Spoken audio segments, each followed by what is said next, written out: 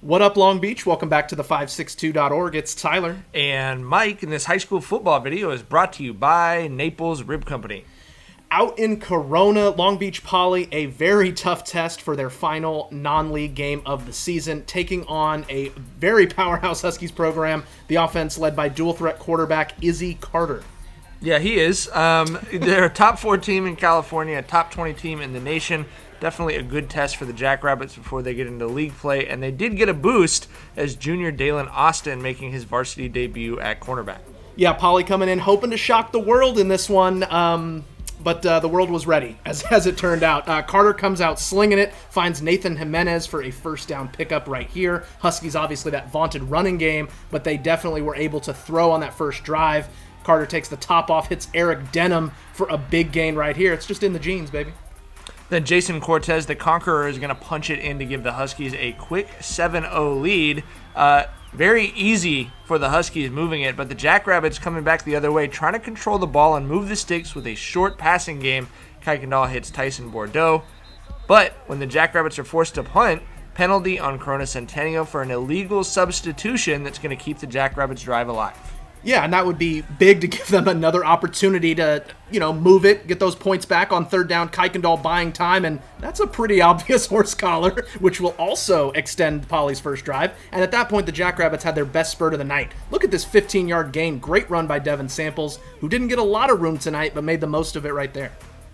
Then Shea Money is going to go over the top to Titus Bordeaux for an 18-yard touchdown, and we are tied up 7-7, 10 minutes into this game. This was exactly the start that the Jackrabbits were looking for, showing they could move the ball, going blow for blow.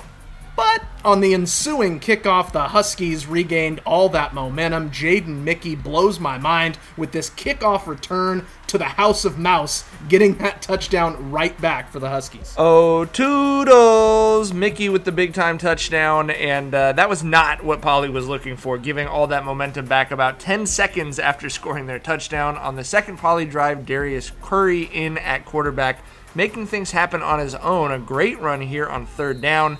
Comes up a yard short, and just as we saw on the first drive, Jackrabbits in punt formation, but again, CC feeling generous, and the Huskies penalty moves the sticks once again. Yeah, so, uncharacteristic kind of key mistakes to help Poly try to stay in the game. Curry then hits Samples on the wheel for another first down. Big collision there with Mickey at the end of the play. Love to see these players dap up, though, afterwards, like, yeah, respect. That was a good lick. And Devin's like, oh, that was just a sample. I got more.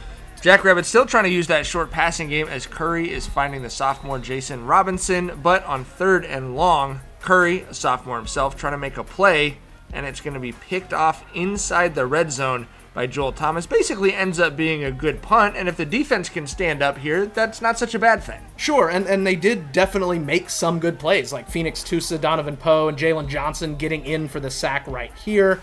And then in the running game, Tyson Ruffins stuffing it right there up front. The problem for Poly is that they couldn't string those good plays together. They'd have one good play and then a couple bad plays, as Cortez with a big chunk on this run to move the sticks. Again, just a methodical offense. A few plays later, his second touchdown plunge with the O-line's help, dragging him across the goal line. It's 21-7 Huskies. You just mentioned the consistency. We've definitely seen flashes from this Poly team in the non-league schedule, but rarely have they been consistent with those flashes. Kuykendall here with a nice completion to Robinson, who elevates to get it. He had 5 catches for 35 yards, but as we were just talking about, not enough of those good plays next to each other. The Jackrabbits just lost their offensive rhythm as the game went on, and they'd have a big play followed up by not much.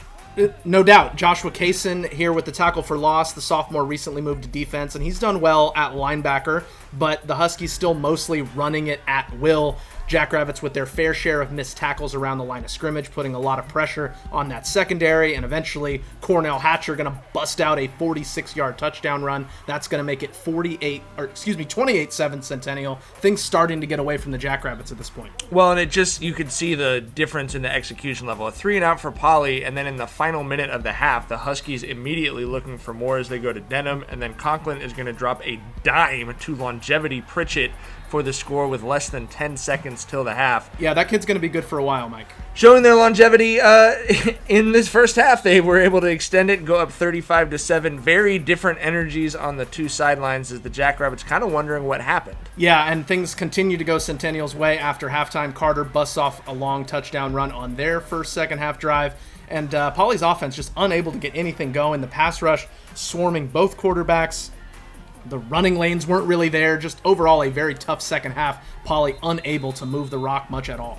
Yeah, I think this is a pride check game. You know, you got to kind of ask yourself after this, if you're on that team, like what's the rest of this season going to look like? Because it was just a parade of Corona Centennial touchdowns. Jackrabbits get their youngsters involved as the freshman Jaden Robinson with 5 catches for 37 yards. Definitely got some glimpses of the future, but overall a very disappointing night for the Jackrabbits in the Inland Empire. And they're going to have to kind of piece this thing together and figure out what they want the rest of this year to look like after a 52-7 loss to Corona Centennial. I'd like to thank all of our sponsors, including Ocean Law Center, and the Jackrabbits going to have to get things right before they start league play next week against Milliken. For coverage of that big matchup and everything else, more league football, you got to keep it locked right here at the562.org.